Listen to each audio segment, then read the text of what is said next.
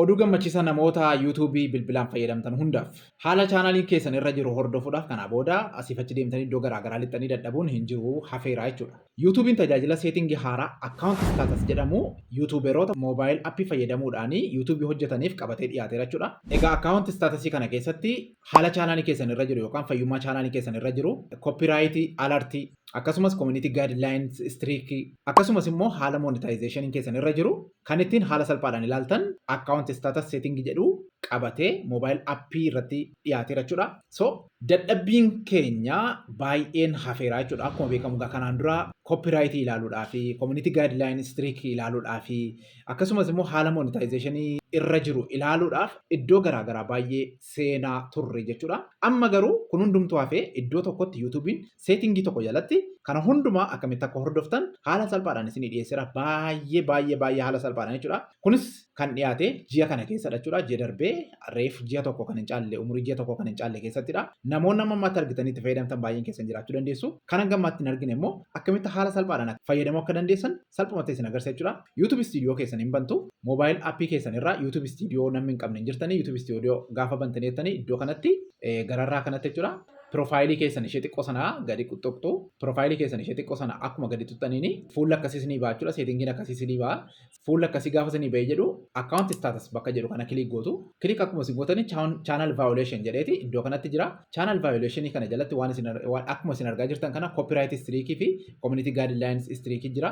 Koppiraayitii striikii yoo ofirraa qabdu ta'e koppiraayitii striikii asirraa koppiraayitii striikii qabdu isiniin jedhee isin agarsiisa jechuudha. Koppiraayitiin keessan isa kam akka ta'e viidiyoo kam jala akka jiru haaluma salphaadhaan kana jalaa laxanii manaaj gootanii akkamitti akka sirreessan isin innumti isin fuudhee isin geessaa jechuudha. Baay'ee haala dinqisiisaadha jechuudha dhugaa dubbachuudhaaf.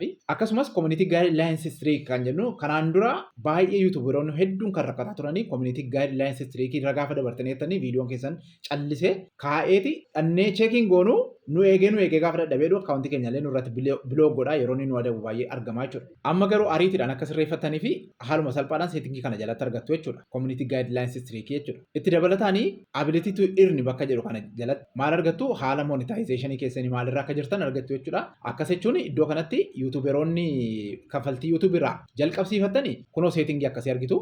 YouTube partner programii jedhee isin raayitee jira. Akkasumas AdSense akkaawuntiin keessa maalirra akka jiru isin agarsiisa jechuudha. Yoo rakkoon jiraate isa kam jala rakkoon akka jiru isin agarsiisa jechuudha. As jalaa salphaadhumatti warri haga ammaatti kafaltiin eegalchiisatiin immoo seetingii akkasii argitu jechuudha. Iddoo kanatti ability to earn kan jedhu monetization status jedhee kunoo haala kanaan isinii dhufa jechuudha. Haaluma salphaa ta'een lachuun keenya iyyuu jechuun warri kafaltii eegalchiifnes warri hin eegalchiisnes haala salphaadhaan iddoo kana hammamtuu akka nu hafee eessa akka jirru maaltu rakkina akka uume ilaaluu dandeenya jechuudha. Seetingiin kun egaa ji'a kana keessa dhufee seetingii kanaa fi kan kana fakkaatan hedduu qabatee dhiyaateera gara seetingoota ja'a jechuudha. Kanaafuu tokko tokkoon kan walii ilaallachuudha ta'a. Viidiyoo har'aa keessatti garuu viidiyoon kun akkasitti hin dheerannee fi haaluma salphaadhaan akkaawunti staatasiin isin beeksisuun dhufe.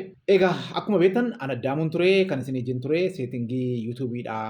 Akkasumas barnoota yuutuubii garaagaraatiin kan beekamu chaanaalii keenya jala galtanii kan isin argattan barumsa gama yuutuubiitiin jiru waan ta'eef yeroo biraan nu argachuudhaaf sabskiraayib warri hin godhin sabskiraayib gootanii akka nu hordoftan isin jenna. Hedduu galatoomaa.